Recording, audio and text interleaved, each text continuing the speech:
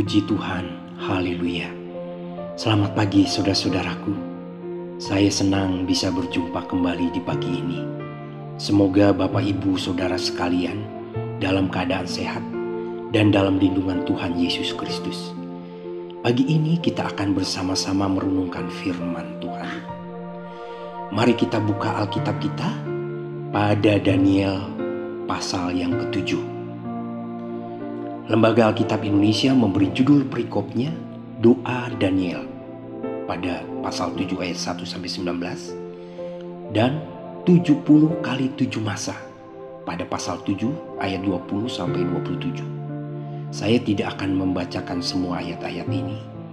Saya hanya akan membaca di ayat 21. Nanti silakan saudara membaca semua ayat-ayatnya. Daniel 9 ayat 21. Sementara aku berbicara dalam doa, terbanglah dengan cepat ke arahku Gabriel. Saudara, kalau kita baca Daniel 9 pada ayat-ayat awal, di ayat 2 disampaikan bagaimana Daniel mencurahkan isi hatinya kepada Allah. Ia telah membaca kitab Yeremia dan menemukan kembali janji Allah bahwa Israel hanya akan menjadi tawanan di Babel selama 70 tahun. Pada ayat 3, dalam upaya untuk mewakili bangsanya di hadapan Allah, Daniel berdoa dan bermohon sambil berpuasa dan mengenakan kain kabung serta abu. Ia memohon pada ayat 19 supaya Allah tidak menunda janjinya untuk menyelamatkan umatnya. Saudara, ketika kita berdoa, ada hal-hal yang dapat kita ketahui dan ada yang tidak kita ketahui. Sebagai contoh, kita memiliki keyakinan bahwa Allah akan mendengar doa kita jika kita mengenal Dia sebagai Bapa surgawi kita melalui iman percaya kepada Yesus.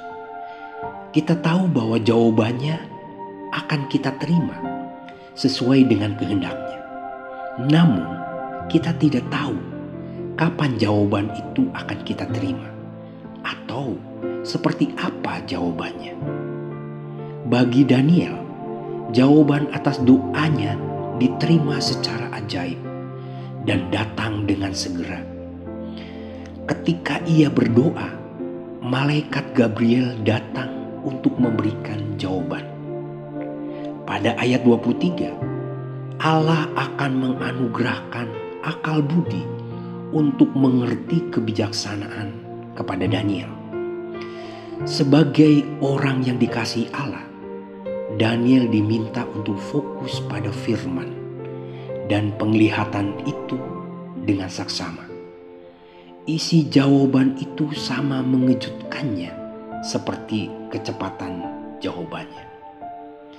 Saudara, ketika Daniel bertanya kepada Allah tentang masa 70 tahun, jawabannya justru berisi tentang nubuatan.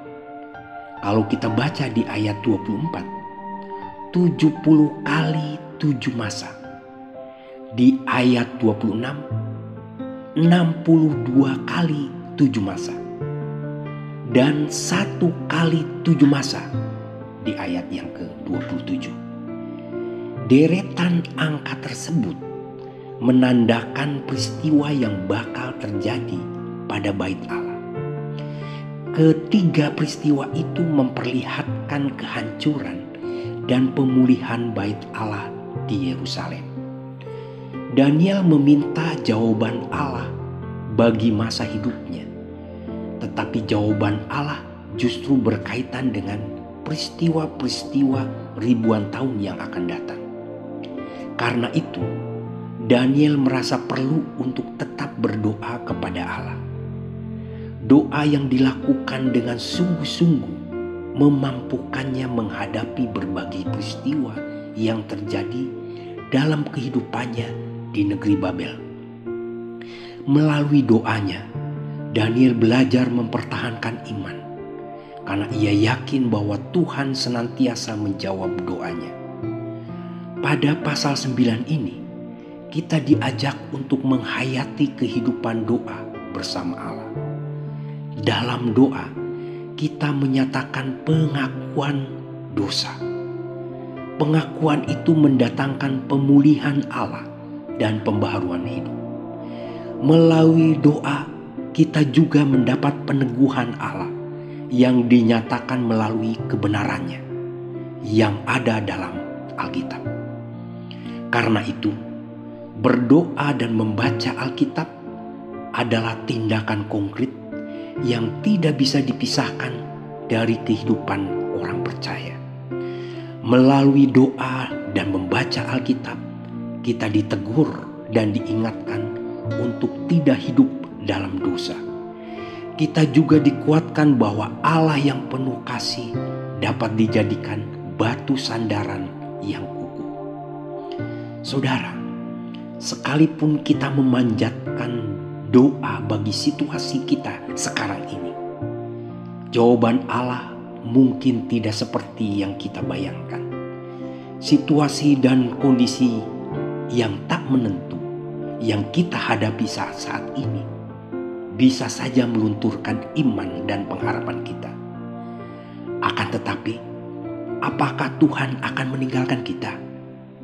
Lagi pula, apakah kita mengizinkan situasi dan kondisi memperlemah iman kita? Seharusnya tidak. Kita tahu bahwa waktu dan sejarah tidak dikontrol oleh manusia, tetapi oleh Allah. Kita tahu bahwa hal-hal sulit dalam hidup kita adalah alat anugerah Tuhan untuk mendisiplin umatnya. Juga wadah perwujudan perkara-perkara mulia yang Tuhan rancangkan dalam kekekalan.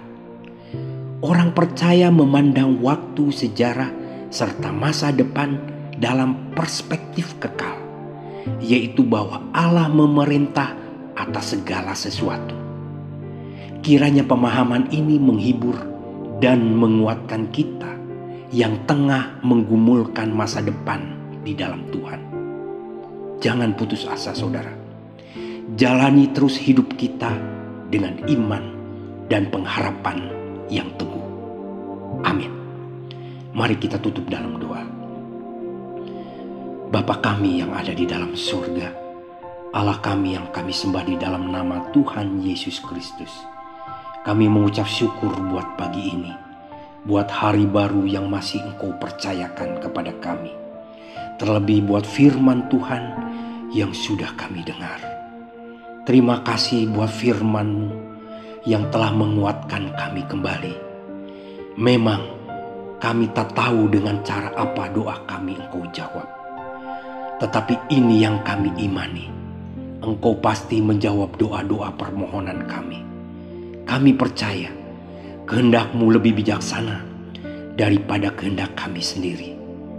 Segala aktivitas yang akan kami lakukan sepanjang hari ini, kami serahkan sepenuhnya ke dalam pimpinan-Mu. Jaga dan lindungi kami, dan jadikan kami berkat untuk kemuliaan nama-Mu. Dalam nama Tuhan Yesus Kristus, kami panjatkan segala doa syukur kami. Haleluya. Amin. Terima kasih. Kiranya Tuhan Yesus memberkati kita semua.